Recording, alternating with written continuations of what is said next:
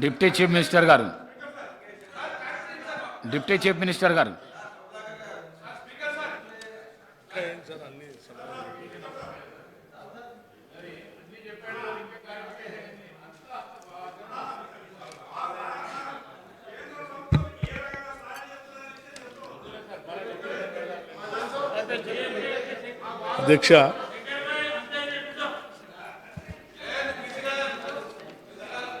అధ్యక్ష,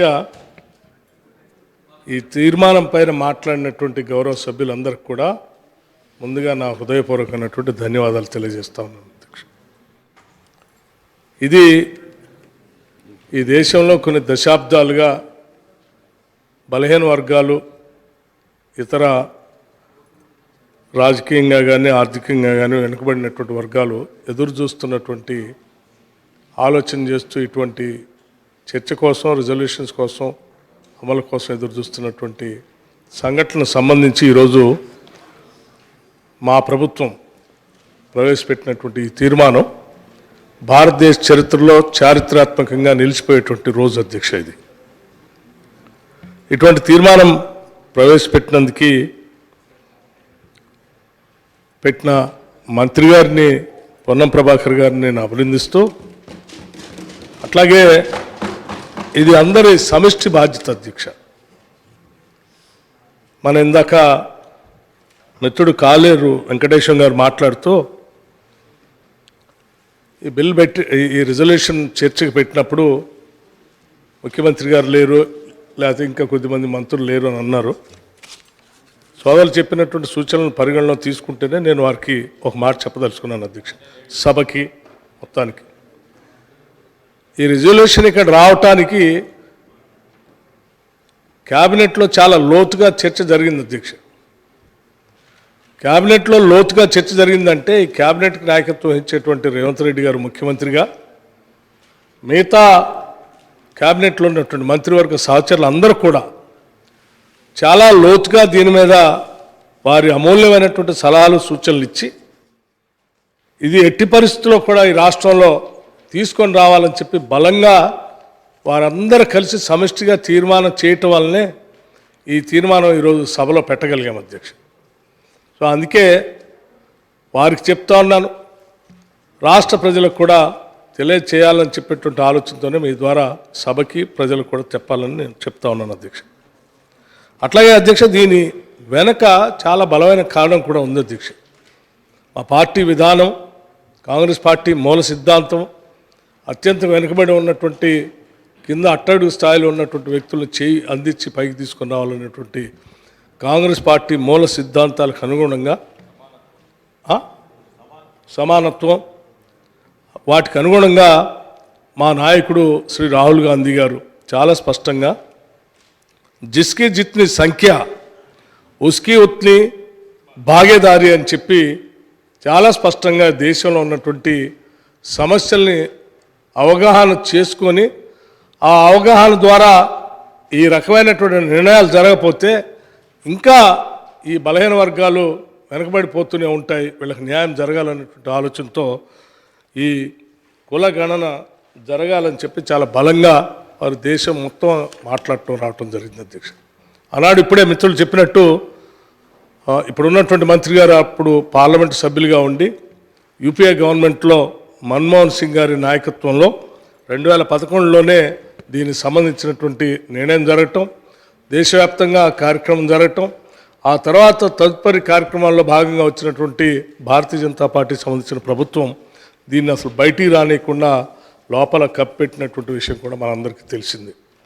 ఆనాటి నుంచి ఈనాటి వరకు కూడా రాహుల్ గాంధీ గారు చాలా స్పష్టంగా ఇది జరగాల్సిందే అని చెప్పి చాలా రోజులుగా అనేక ప్రాంతాలు దేశవ్యాప్తంగా చెప్తూ, తెలంగాణ రాష్ట్రంలో కూడా ఎన్నికల ప్రచారంలో భాగంగా చాలా స్పష్టంగా చెప్పారు. ఇప్పుడు ఎన్నికలు జరుగుతూ ఉన్నాయి, మా ప్రభుత్వం, మా పార్టీ అధికారంలో రాబోతూ ఉంది, రాగానే మేము తెలంగాణ నుంచే దీన్ని మొదలు పెడతామని చెప్పి వారు పిలిపివ్వటం, చెప్పినటువంటి మాటని స్పష్టంగా ఈరోజు అమలు చేసే కార్యక్రమంలో భాగంగా కాంగ్రెస్ పార్టీ ప్రభుత్వం ఏర్పాటు చేసిన తర్వాత క్యాబినెట్లో ఈ నిర్ణయం తీసుకొని ఈరోజు సభలో ఈ తీర్మానాన్ని ప్రవేశపెట్టడం జరిగింది. అధ్యక్ష, ఈ ప్రవేశపెట్టిన తీర్మానానికి సభలో ఉన్నటువంటి అన్ని రాజకీయ పార్టీలు సాధ్యమైనంత మేరకు అందరూ కూడా ఇది బాగుంది, ఇది కావాలి, చేయాల్సింది అని చెప్పి అందరూ కూడా తీర్మానానికి మద్దతు ఇచ్చారు. వారందరికీ హృదయపూర్వకమైనటువంటి ధన్యవాదాలు చెప్తూ వారు కొన్ని సలహాలు సూచనలు కూడా చేశారు. వాటన్నిటిని కూడా సాధ్యమైనంత వరకు మేము పరిగణలో తీసుకుంటామని కూడా ఈ సందర్భంగా వారికి మనవి చేస్తూ ఉన్నాం. దాంట్లో భాగంగా మిత్రులు అక్బరుద్దీన్ గారు మాట్లాడుతూ సచార్ కమిటీ, అట్లాగే రంగనాథ్ మిశ్రా కమిషన్ చెప్పినటువంటి అంశాలు, అట్లాగే ఈ తీసుకునేటువంటి గణనలో ముస్లిం మైనార్టీలకు సంబంధించినటువంటి పేదరికాన్ని, మా ఇబ్బందులను కూడా పరిగణలో తీసుకుంటారు అని అడిగారు. అసలు రాష్ట్రంలో ఉన్నటువంటి అన్ని కుటుంబాలని అందరినీ కూడా సర్వేలో భాగంగా చేస్తారు. అందరు ఇంటింటికి సర్వే జరుగుతుంది. డెఫినెట్గా వారి స్థితిగతులు కూడా దీంట్లో సర్వేలో భాగంగా వస్తాయని చెప్పి వారికి ఈ సందర్భంగా మనం చేస్తూ ఉన్నాం అధ్యక్ష. అట్లాగే మేమెంతో మాకంతా, మేమెంతున్నా మీకంతే అని ఒక నానుడు చెప్తూ పాయల్ శంకర్ గారు కూడా కొన్ని అంశాలు చెప్పారు. వారు చెప్పినటువంటి అంశాలన్నిటి కూడా బహుశా భారతీయ జనతా పార్టీకి అది వర్తిస్తుందేమని నేను అనుకుంటున్నాను. కాంగ్రెస్ పార్టీ దాన్ని నమ్మట్లేదు కాబట్టే రాహుల్ గాంధీ గారు ఈ నినాదం ఇచ్చారు. ఆ నినాదం ఆధారంగానే ఈరోజు తీర్మానాన్ని ఈరోజు సభలో ప్రవేశపెడతా ఉన్నాం. తప్పనిసరిగా మీ పార్టీ విధానాలకి, మీ ఆలోచనకి పూర్తిగా భిన్నంగా ఉంది. దయచేసి మీరు ఆ బంధనాలు తెంచుకొని మేము ప్రవేశపెట్టినటువంటి రిజల్యూషన్కి మద్దతు ఇచ్చినందుకు హృదయపూర్వకమైనటువంటి ధన్యవాదాలు వారికి తెలియజేస్తూ ఉన్నాను. అట్లాగే అధ్యక్ష, ఇంకా మిగతా మిత్రులు కమలాకర్ గారు బీహార్లో, కర్ణాటకలో ఇటువంటి కార్యక్రమాలు చేసినప్పుడు కొన్ని కోర్టు కేసులు వచ్చాయి, ఇబ్బందులు వచ్చాయని చెప్పారు. అక్కడ ఒక దగ్గరేమో నాకు తెలుసు, నా దగ్గర ఇప్పుడు నేను ఆ కోర్టుకు సంబంధించిన కూడా తీసుకొని వచ్చాను. ఒక దగ్గరేమో అది ఎగ్జిక్యూటివ్ ఆర్డర్ ద్వారా జరిగింది. ఇదేమి చట్టబద్ధత లేకుండా, లేకపోతే శాసనసభలో క్యాబినెట్ తీర్మానాలు ఉన్నాయో లేదో కూడా నాకు వాటి గురించి తెలియదు. కానీ ఇక్కడ మనం చేసే తీర్మానానికి మాత్రం ఎట్టి పరిస్థితుల్లో ఎటువంటి ఇబ్బంది లేకుండానే, ఇంక్లూడింగ్ లా సెక్రటరీ గారితో సహా అందరినీ వెట్ చేసిన తర్వాతనే, మీ అందరితో మాట్లాడిన తర్వాతనే, మళ్ళీ ఈ రిజల్యూషన్ పూర్తయిన తర్వాత విధి విధానాలు తయారు చేసేటప్పుడు కూడా పూర్తిగా మేము లా డిపార్ట్మెంట్ వారి కన్సల్టేషన్తో, అట్లాగే మేధావుల ఆలోచనలు కూడా అందులో తీసుకొని సంపూర్ణంగా చేస్తాం, ఎటువంటి ఇబ్బంది లేకుండా చేస్తామని కూడా ఈ సందర్భంగా చెప్తా ఉన్నాం. అట్లాగే వారు మాట్లాడుతూ రిజల్యూషన్ గురించే కాకుండా వస్తున్నాను, రిజల్యూషన్ గురించే కాకుండా ఇంకా చాలా విషయాలు, సప్లాన్ అన్నారు, లేకపోతే ఇంకేదో తీసుకొని వస్తా అన్నారు, 1,00,000 కోట్లు పెడతా అన్నారు, ఎప్పుడు పెడతారు అయ్యాను నేను అధ్యక్ష. అవన్నీ నేను చెప్తా ఉన్నాను. 10 ఏళ్ళు నేను బడ్జెట్లో మీ ప్రభుత్వంలో పెట్టిన అన్నీ చూశాను అధ్యక్ష. 6,000 కోట్లకి ఎప్పుడు దాటలే మీరు బలహీన వర్గాలు పెట్టింది. మేము చెప్పాము అటు కూర్చొని ఇది కరెక్ట్ కాదు అని. అవన్నీ చేయటం కోసమే మేము ఎన్నికల సందర్భంగా నిర్ణయం తీసుకొని కొన్ని ప్రకటనలు కూడా చేశాం. సప్లాన్ కూడా తీసుకొని వస్తామని చెప్పాం. మేమే అబద్ధం ఆడలే, తీసుకొని వస్తామని చెప్పాం, తీసుకొస్తాం కూడా. మీరేం కంగారు పడదు. ఈరోజు మేము ఏ రకంగా అయితే రిజల్యూషన్ తీసుకొని వచ్చి ఇక్కడ చర్చ పెట్టి మీ అందరి ఆమోదంతో దాన్ని ముందుకు తీసుకొని వెళ్తున్నాం, భవిష్యత్తులో సప్లాన్కి సంబంధించి కూడా డెఫినెట్గా నేను తీసుకొని వస్తాం, మీ ముందుకు వస్తుంది, అప్పుడు మీరు కూడా మాట్లాడచ్చు. అవన్నీ చేయటం కోసమే ఈ రిజల్యూషన్. అనుకోలేదు మీరు, అవన్నీ చేయటం కోసమే రిజల్యూషన్. ఇది నాంది మాత్రమే. నేను చెప్పిన అన్నీ చేయటం కోసమే ఈ రిజల్యూషన్ పెట్టి ఈ కార్యక్రమం చేస్తూ ఉన్నాం. మీరు అనుకున్నవి, ఆశించినవి అన్నీ కూడా జరుగుతాయి. మీరు చెప్పినటువంటి సూచనలు కూడా పరిగణలో తీసుకొని ముందుకెళ్తాం. అట్లాగే అధ్యక్ష, ఇక మిగతా అంశాలు కూడా చెప్పారు. మాకు లిక్కర్ సంబంధించిన దాంట్లో 5% వాటా ఇచ్చారు. మా ప్రభుత్వం 15% ఇచ్చింది. ఇంకా పెంచాలన్నారు. నేను చెప్తా ఉన్నాను అధ్యక్ష, ఈ రాష్ట్ర సంపద సృష్టించే రంగాలు చాలా పెద్దగా ఉన్నాయి. మొన్నే చెప్పాం మనం, సాయంత్రం ఇరిగేషన్ కూడా ఉంది. కొన్ని లక్షల కోట్లు ఖర్చు పెట్టాము ఈ రాష్ట్ర ప్రభుత్వం నుంచి. అందులో ఎంత వాటా ఇచ్చారు, అందులో ఎంత ఇచ్చారు ఒక్కసారి మీరు ఆత్మపరిశీలన చేసుకోండి. చేసుకుంటే మీకు తెలుస్తుంది. మీరు మాట్లాడేది ఏంటి చెప్తా ఉన్నాను, నేను చెప్తా ఉన్నాను. దయచేసి మీరు చేయలేదు, కనీసం కాంగ్రెస్ పార్టీ ప్రభుత్వం వచ్చి చేయటం కోసం ఈరోజు ప్రయత్నం చేస్తూ ఉంది. చేసిన దాన్ని అభినందించండి, అదే మేము కోరుకునేది. అట్లాగే ఐక్యతా భవన్ గురించి చెప్పారు, వాటి గురించి కూడా ఆలోచన చేస్తాం అధ్యక్ష.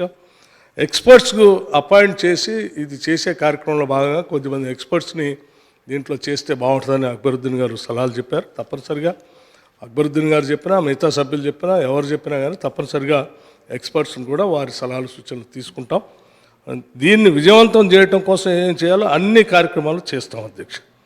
అట్లాగే ఇక విధి విధానాలు ఎలక్షన్స్ కంటే ముందే ఇది రావాలి, లేకపోతే బీసీల శాతాన్ని బహిర్గతపరచండి చేసిన తర్వాత ఉన్నారు. డెఫినెట్గా అధ్యక్ష ఇవన్నీ ఎలక్షన్స్ రాబోయే జనరల్ ఎలక్షన్స్ మొన్నే జరిగినాయి మనకి రాష్ట్ర ఎన్నికలు. తప్పనిసరిగా ఎన్నికలు వచ్చే లోపల మీకు ఎన్నికల కంటే ముందే తీసుకొస్తాం, ఏ ఇబ్బంది లేదు. ఎన్నికల కంటే ముందే తీసుకొస్తాం, విధి విధానాలను కూడా స్పష్టంగా తయారు చేస్తాం. ఇది రిజల్యూషన్ అంతా అయిపోయిన తర్వాత, ఆ తర్వాత ఇదంతా అయిపోయిన తర్వాత బీసీల శాతం ఎంత ఉందో కూడా ప్రకటిస్తాం. ప్రకటించడానికే నేను చేపించేది, తప్పనిసరిగా ప్రకటిస్తాం. ప్రకటించిన తర్వాత వచ్చినటువంటి అంశాల ఆధారంగా ఇంకా తీసుకునే నిర్ణయాలు కూడా చాలా విప్లవాత్మకంగా ఉంటాయి అధ్యక్ష. మీరెవరో మీ ఊహకు కూడా అందకపోవచ్చు. ఈ రెజల్యూషన్ ద్వారా జరిగేటువంటి కులగణన తర్వాత ఇది కూడా మీరు ఊహించలేదు కదా, ఇది కూడా మీరు ఊహించలే మేము ఇంత పెడతామని అధ్యక్ష. ఇది కూడా మీరు ఊహించలేదు. కాబట్టి మేము మేము మేము మేము మేము ఈ రెజల్యూషన్ ద్వారా జరిగేటువంటి తర్వాత పరిణామ క్రమాలు ఉత్పన్నమైనటువంటి అంశాలన్నీ కూడా చాలా గొప్పగా, అంటే మనం అందరం ఆశించినటువంటి తెలంగాణ సమసమాజ నిర్మాణం కోసం ఏ రకమైనటువంటి ఆశలు, కలలు, కోరికలు, ఆకాంక్షలు మన తెలంగాణ యువత కన్నారో వాటన్నిటిని నిజం చేయటం కోసం డెఫినెట్గా మేము అందరం ముందుకు పోతాం. ఈ ప్రభుత్వం ముందుకే పోతుంది. ఆ నిర్ణయాలన్నింటినీ కూడా అమలు చేస్తాం.